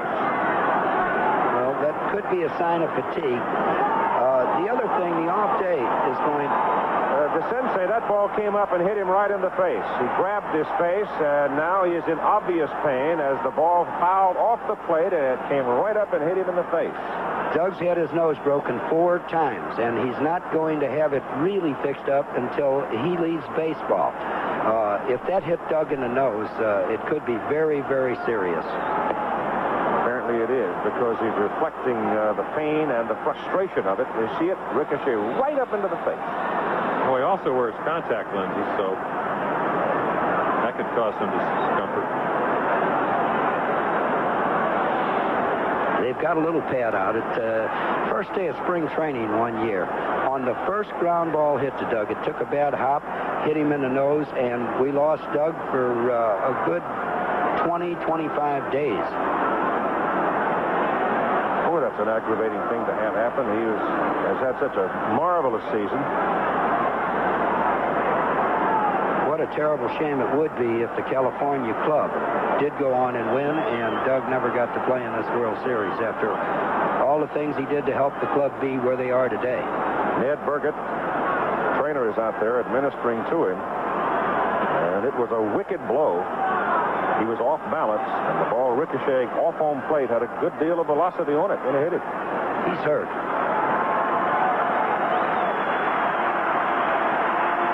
Another look at it. See that just came pop right up. Right off of the plate into the face. He's up now. He's taking a few deep breaths.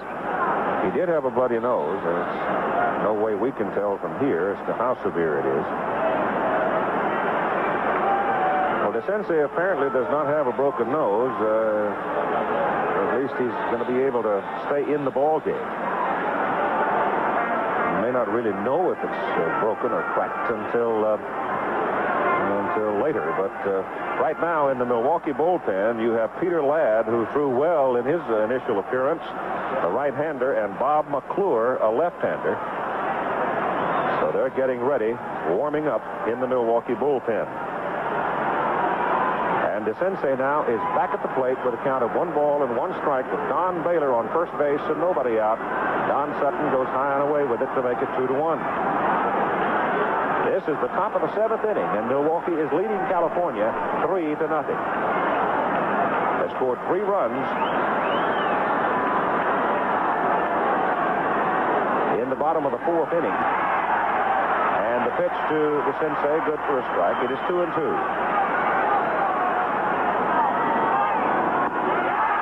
DeSensei couldn't hold it. He started to go, then was indecisive at the critical moment and couldn't hang on, and he strikes out. That's 7 strikeouts now for Don Sutton. Here you see that hard breaking ball again. And Doug swings right through it. And Gritch steps in now, and Sutton has handled him today. He struck him out swinging twice. 1 out, Baylor on first.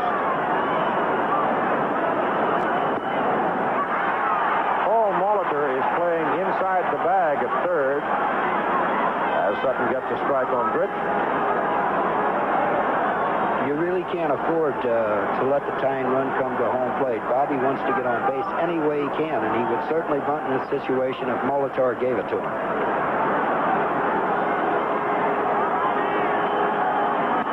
Fouled away in the crowd. Close. 1 ball and 2 strikes. There's Gene.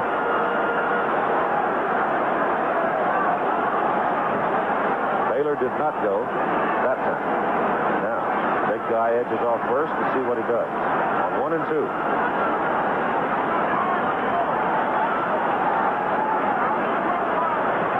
Nope. Swing and a miss, and he struck out Bobby Gwitt 3 successive times. He now has 8 in the ball game. He has thrown 100 pitches.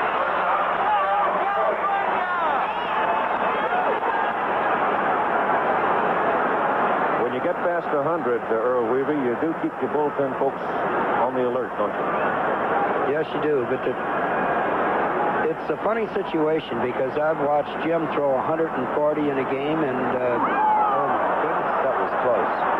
I've watched Jim Palmer throw 140 in a game, and he seemed to be throwing just as good as in the first inning, and then at other times 110, and because of the type of day or other reasons, you could be completely out of gas. I don't think that Sutton had any intentions of decking Foley there. They were just a runner that got away.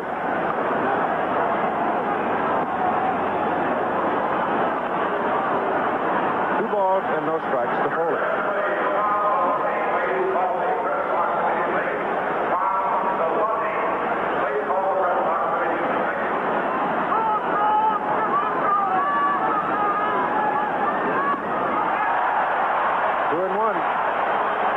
Type of cut where he was thinking he might get him back in the game in a hurry. Well, the opinion of visiting with Foley that he's an athlete who knows his capabilities, knows who he is, and plays to them. And that's a huge ground ball down to Cecil Cooper. And Cooper steps on the bag to retire the side. Milwaukee 3-0, middle of the 7th.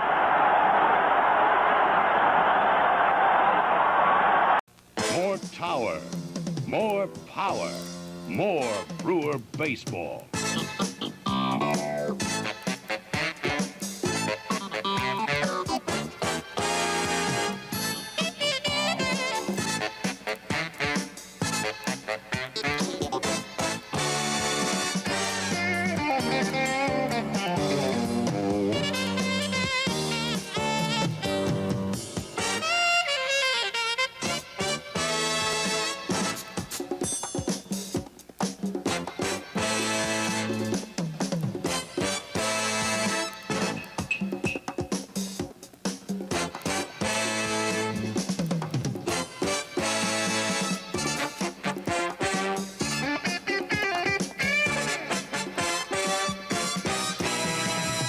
The Brewer action on TV 18.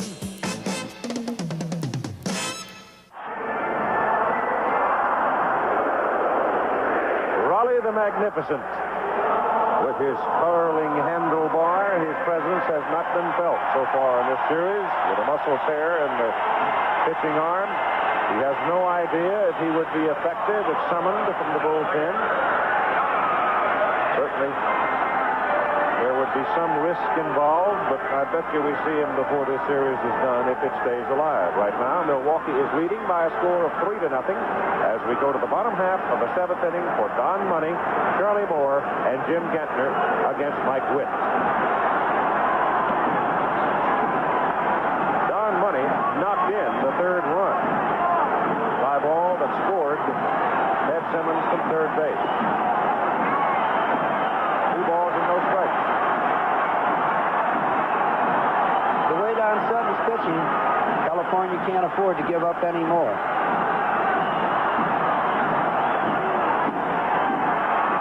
3 balls and no strikes. And should Sutton have some trouble, I'm very anxious myself to see if we would get to see Raleigh fingers. Harvey Keene standing next to him, Sal Bando. There's a strike. 3-1. Now let's see if Don Money will unbutton the shirt. I would think so. We know he's hitting if it's a strike. Well, the take wasn't on. It might have been something he wasn't looking for, but Yeah, about a 95-mile-per-hour fastball in the corner. Yeah. 3 balls and 2 strikes. This youngster can throw. Well, they got to 3-0 by throwing breaking balls, and here we'll be able to see whether he's going to challenge him with a fastball or try to fool him with a curveball. He challenged him. Lost it.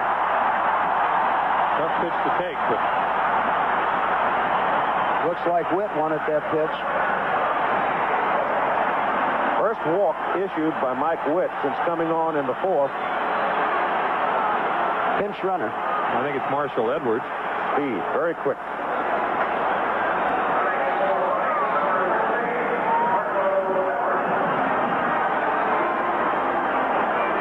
So Marshall Edwards will run for money. And we'll be seeing Howell, a left-handed batter, as the DH probably the next time around. Charlie Moore now is the batter with nobody out. Well, there's 2 things that Harvey might do here. It's a sacrifice situation, but along with that, the pinch runner at first base, they could try hit and run or just to steal a base. Marshall Edwards does have good speed. His 2 brothers played in the Oakland organization, Mike and Dave. They're excellent base runners. Would you send in Skipper? I think I'd sacrifice here as much as I don't think about the bunt. That would have been my plan. That's what they do. And Charlie Moore does it perfectly, advancing Edwards to second base. Back to the situation from the first game. If Milwaukee can get another one right now, then the opposition has to get 2 to beat them. 1 out with the speedster Edwards at second for Jim Gantner. Gantner against Zahn, it'll pop up to the shortstop. Against Witt, struck out looking. And he has not had a base hit in the series. So he's 0 for 9.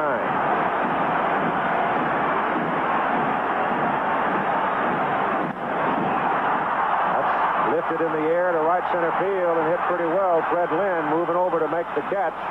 Edwards tags and tempers down to third. 2 down.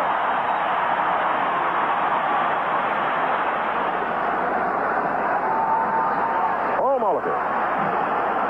Hassler and Dave Goetz. Andy Hassler, left-hander. Dave Goetz, right-hander in the California bullpen. The sun is a problem now for the third baseman, dropping on down and is coming underneath the roof. And it's causing some trouble for Doug DeCinces, the third baseman. That's true. A high chopper down to third base, and the ball could get lost in the sun.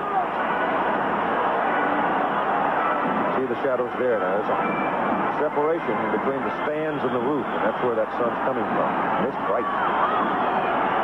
2 balls and no strikes to Molitor. On the corner, 2-1.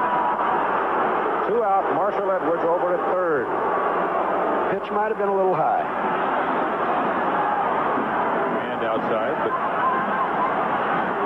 Richie Garcia is a very consistent umpire. At least when you go out there as a hitter or a pitcher, you know what kind of pitches he's going to call. Tapper, and it tips away foul. Edwards will go back to third base.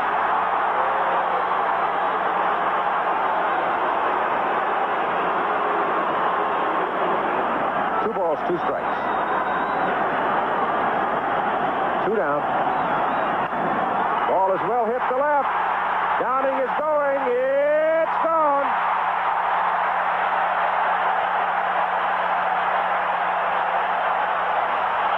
Good hard fastball on the inside of the plate. Jim Palmer said it was a slider. Have to take a peek and see.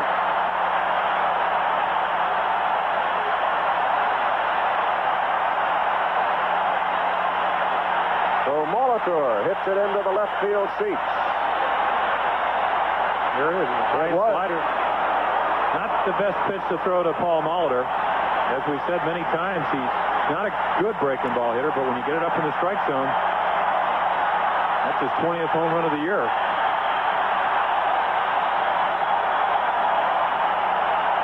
And the crowd is happy. as Robin Yount steps in, and it's a 5-0 Milwaukee lead here in the bottom of the 7th inning. Molitor jumped on a 2-2 pitch and parked it.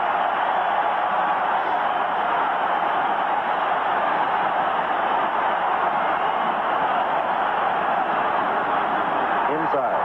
The easiest thing for the Milwaukee club when they came to the ballpark this morning was just to think about not 3 in a row, but today's ball game. All they had to do was get some runs off of Geoff Zahn, the starter, and win a ball game. And then you can go home with a little more confidence and come back and say the same thing to yourself tomorrow. That's fouled away. Well, at the top of this Milwaukee order starts to hit or dump. That's right. I think the key still goes back to the kind of game that Sutton's pitched. Of all the pitchers that we saw down the stretch for the Milwaukee pitching staff, Sutton is the most capable. Vukovic, Caldwell just weren't pitching well. Gene Mauch on his way to the mound. He may have the hook with him. He had Hassler and Goltz out of the bullpen warming up. The line score in the ball game, 5-6-0 for Milwaukee, 0-4-0 in the bottom of the 7th inning with 2 out. Mike Wood is gone. Robin Yount, his responsibility at first base, and Andy Hassler comes on. Andy coming out of the bullpen most of the year for the California Angels. He's a big left-hander. He can throw hard. And he'll pitch now to Cecil Cooper. And the first pitch is high for ball 1. I think there's a couple of reasons why they bring Hassler into a game like this. Number 1, Cooper had 32 home runs. You stay away from the long ball. You got the good sinker and the slider. And also, Gene Mauch doesn't know how long the series is really going to go. And Mike Witt pitched well. Made the one bad pitch to Molitor. He might have to use him on Sunday. That's an excellent point. You're thinking like a manager. I have for years. Thank you. We're told that we are not. There they are. Earl Weaver and Jim Palmer. It's been a pleasure for me to share the booth with them this week. It's been a lot of fun. We hope you've enjoyed it. A lot of baseball information coming from these 2 gentlemen. 2 balls and 2 strikes. We will not know, we're told, whether or not Doug DeCence's nose is broken until x-rays can be taken. But Doug is staying in the ball game. Took that foul shot to the face earlier. That's a nose that's been pounded on some. Pitch to Coop, swing and a miss. And he's gone. So Hassler comes in and does the job for the California Angels. But through 7 innings of play at County Stadium in Milwaukee, the Brewers, up against it, having to win to stay alive, lead 5-0. The attendance today is 50,135. There's part of the crowd. This ballpark is not as big as the Big A in Anaheim. They had 64,000 plus for both games, setting a new American League Championship Series record in the opening game out there. 50,135 today as the ball is hit well toward the corner. Ogilvie to the wall, and he does not come down with it. And Bob Boone has hit the ball out of the ballpark, and Ogilvie is just beside himself. The Brewers are going out to talk to the umpire down the line. That is Larry Barnett. What has happened is Benji thinks he got interfered with. Ogilvie thinks that a fan reached over the stands. Now watch him go up.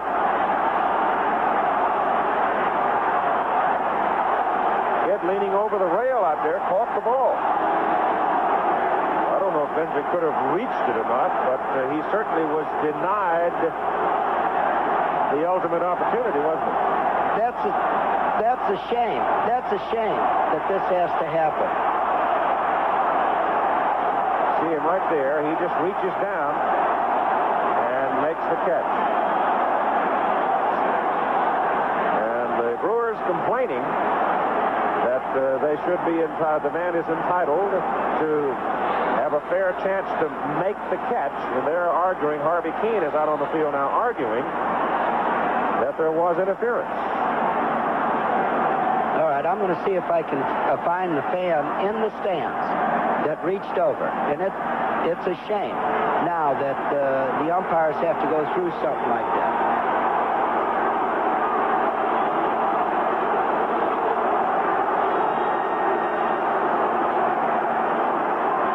Ben was just hopping mad about it. Harvey Keene has come out on the field to talk to Larry Barnett, who's working down the left field line. It's in the books as a home run for Bob Boone, and the California Angels are on the board. Here in the top of the 8th inning, the score now is 5-1.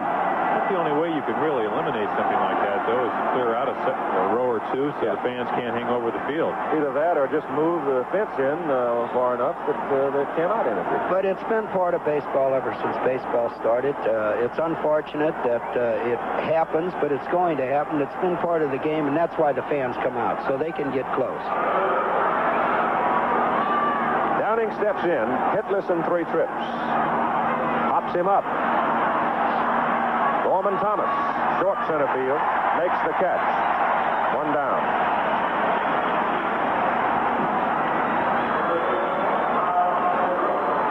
All right, we're going to try to show this one more time.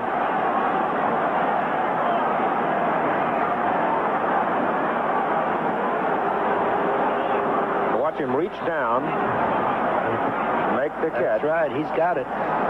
And if he's a Brewer fan, he did not exercise very good judgment, did he?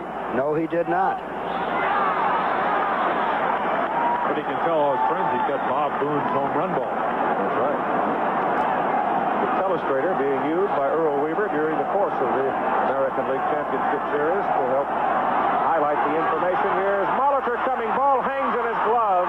Can't get it out. Rod Carew punting and gets aboard. And alertly backing up down the line is the second baseman, Kentner. And Jimmy kept that ball from going on down the line and kept Rod Carew from going on down to second base. Well, Molitor guessed with him. He was in close enough. But Rodney put that ball right down there where he But he really wasn't in close enough. I have this theory that, and here you see Rodney drop the ball down. Excellent bunter, as we've said. If he was in close enough, he wouldn't have had to make a running play like that. And with Carew with a bad wrist, you wonder why you'd not try to make him hit the ball by you. At least that's my opinion. You would, and how many times have you woke me up in a dugout and made me bring that third baseman in? Many. That's probably why you're retiring. It just seems what you do is you take away one of Carew's strengths by making sure that he doesn't bunt. Reggie Jackson at the plate now with 1 out. Carew on first base. A home run for Boone with an aid from a fan out in left field. Strike 1 to Jackson. That reminds me of a World Series where Pete Rose played at third base for Cincinnati and played about 40 feet away from home plate to allow Mickey Rivers never to even think about bunting. It's Reggie's situation. There's the big swing, but he doesn't get it. He's going after it, though. We know that. Reggie, you can see him. Yeah, that was a good pitch. It certainly was. Looked like a changeup that ran away from him. Excellent spot. Off speed. Tough pitch to hit.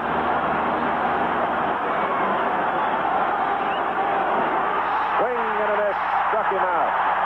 Third time today, Sutton has struck out Jackson. By rights, that should have been the third out of the inning because I believe Ogilvy would have caught the ball.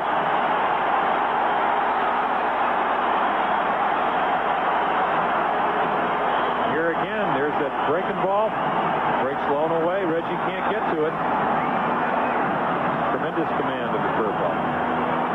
I'll tell you one thing. He's going to sell a lot of folks going to be at 37 years of age going to be mixing raw eggs and orange juice.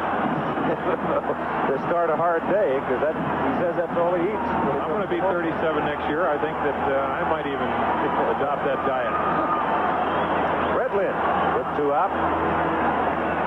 Also capable of the long ball, obviously, and he slices that one foul. Ogilvy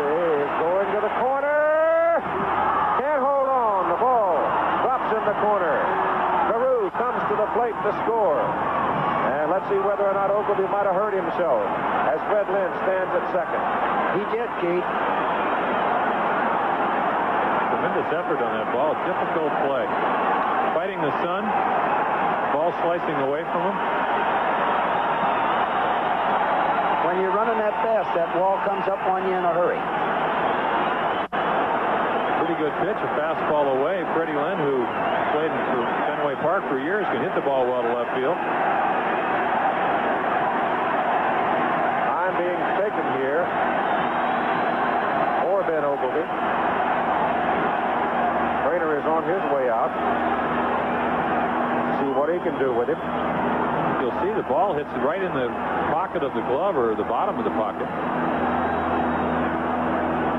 Sure, he's worried about the wall, and you can see the collision there. And it was another real tough call for Larry Barnett. He was right out there on top of the play. Well, the advantage in the playoffs in the World Series, you have the extra umpires, and they're already down the foul lines. He'll stay. Took a pretty good joke, but he'll stay. The wall here does not have the give that the wall at Anaheim Stadium has. That's almost a flexible thing they've got out there. But here, boy, you stop when you hit it. The padded walls are something that the Players Association are responsible for. In years back, there was many more serious accidents with the concrete walls and the wire fences. It's kind of an air pillow that's behind those. Well, here's Don Baylor now in a 5-2 ball game, still capable of the big hit, and that's a shot down into the corner. That's going to score another run as Fred Lynn comes around third, and Don Baylor will go to second. And now it is a 5-3 ball game.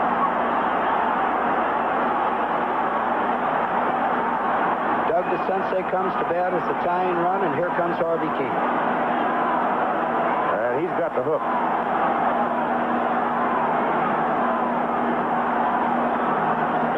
Ball in the middle of the plate. Not a real good pitch, and Baylor, who lined out to third earlier in the ball game, hits a ball that Molitor can't get to.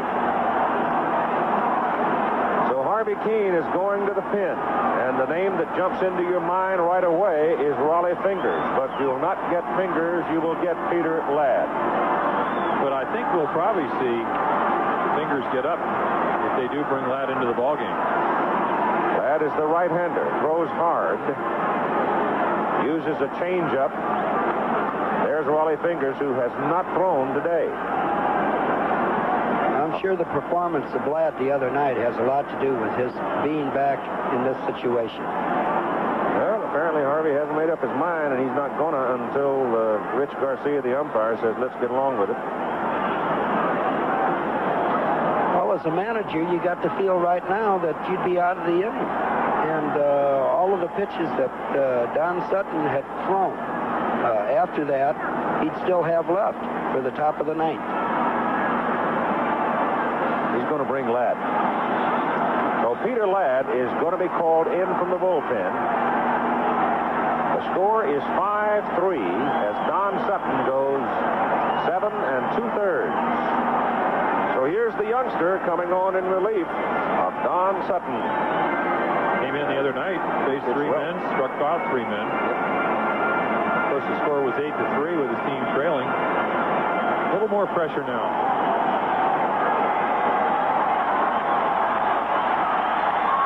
Don Sutton coming off, and he gets an ovation.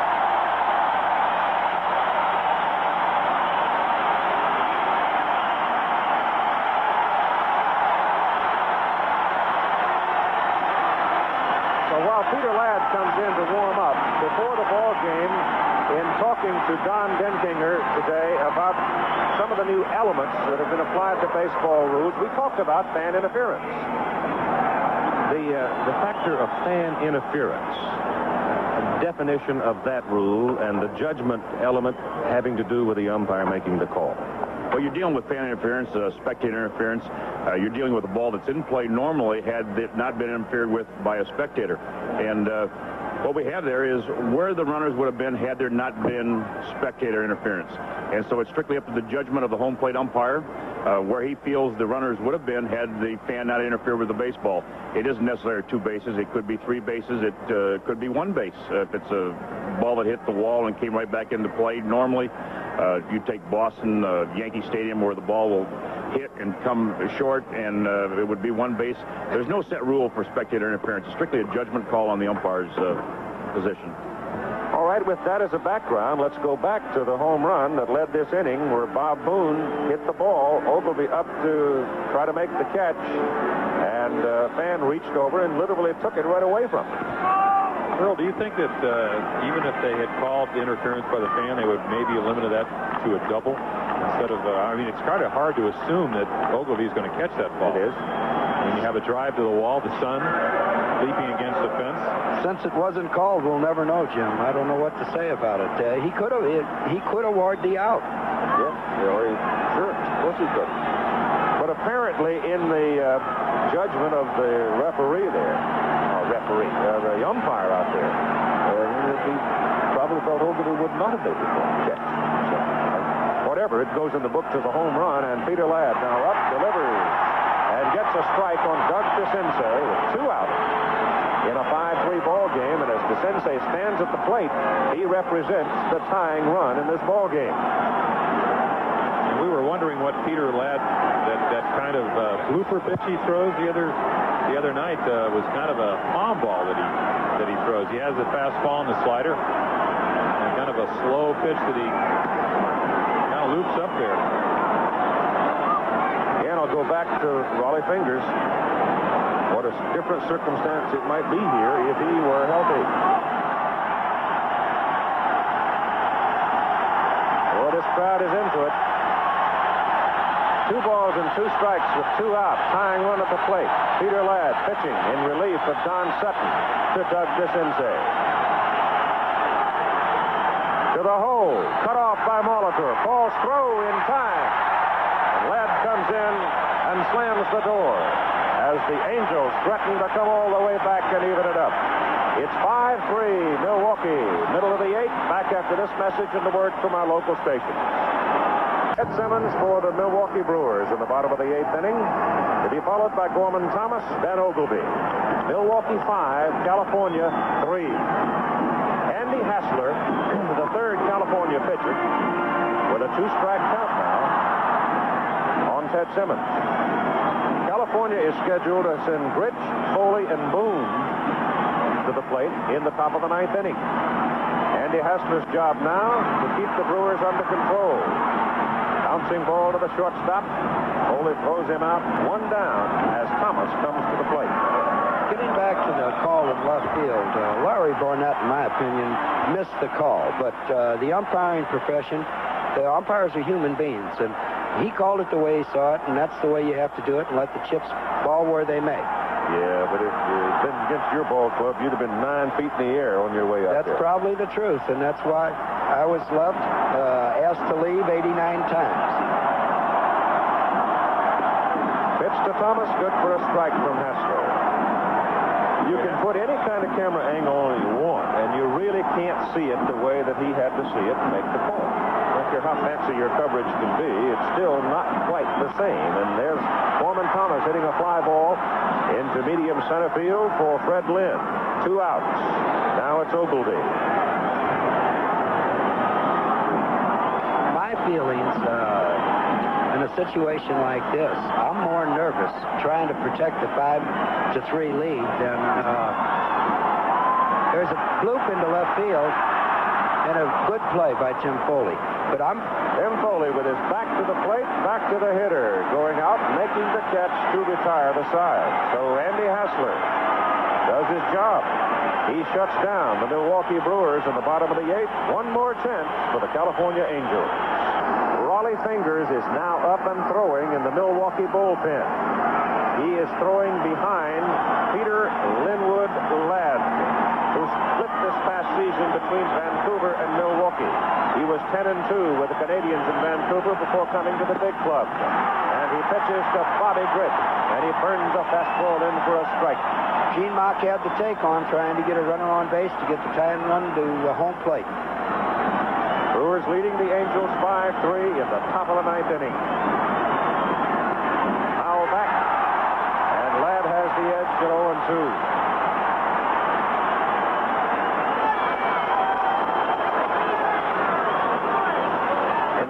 first appearance, he handled Rich. A strikeout. And Bobby today has struck out 3 times swinging against Don Sutton. A check swing roller to the second baseman, Gantner. 1 down.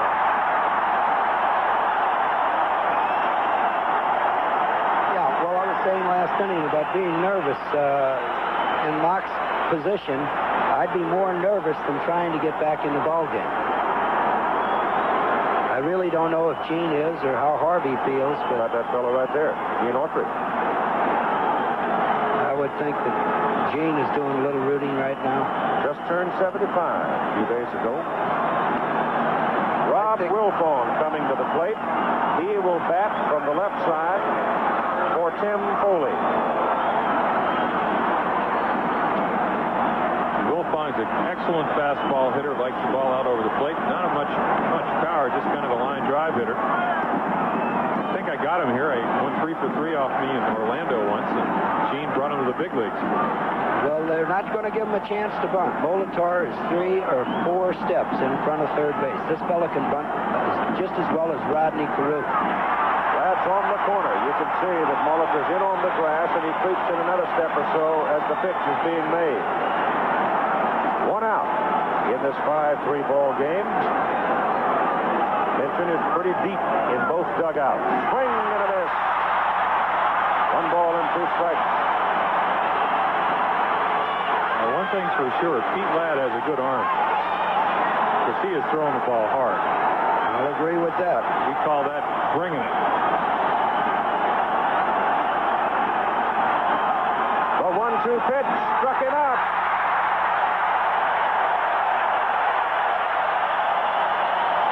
It's up to Bob Boone. The executive producer of ABC Sports is Roone Arledge. Coverage of the American League Championship Series being produced by Dennis Lewin. Directed by Ken Fouts. Our technical director, Mike Blazo. Associate director, Paul Hutchinson. Our technical manager, Sandy Sandberg. Our unit manager, Ralph Puglisi. Telecommunications manager, Hal Schmidt.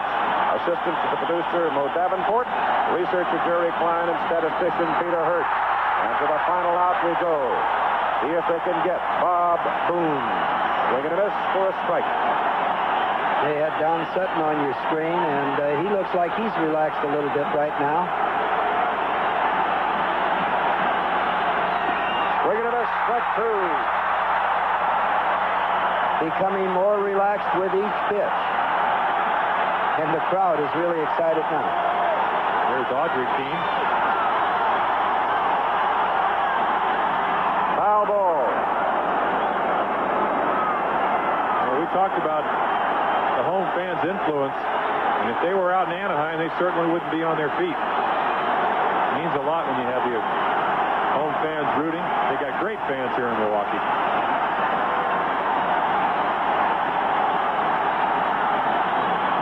Struck him out.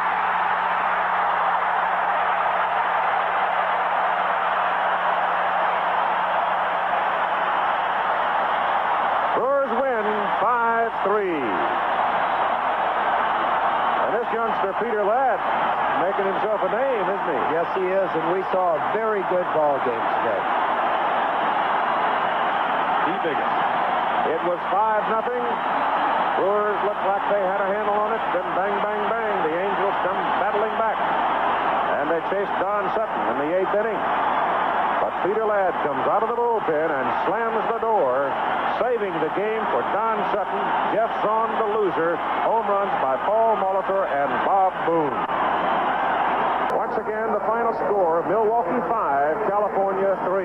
Be sure to watch ABC's World News Tonight, featuring a report on how some states are helping welfare recipients get jobs. World News Tonight coming up on ABC. Keith Jackson, Earl Weaver, and Jim Palmer from County Stadium in Milwaukee. Stay tuned for coverage of Game 2 of the National League Championship Series, getting underway at 8 Eastern Time tonight. And tomorrow at 12:30 Eastern Time, we'll be bringing you Game 4 of the American League Championship Series. Travel arrangements made through, promotional fee paid by United Airlines. United flies more people to Hawaii than any other airline. That's what friendly skies are all about. This a presentation of ABC Sports.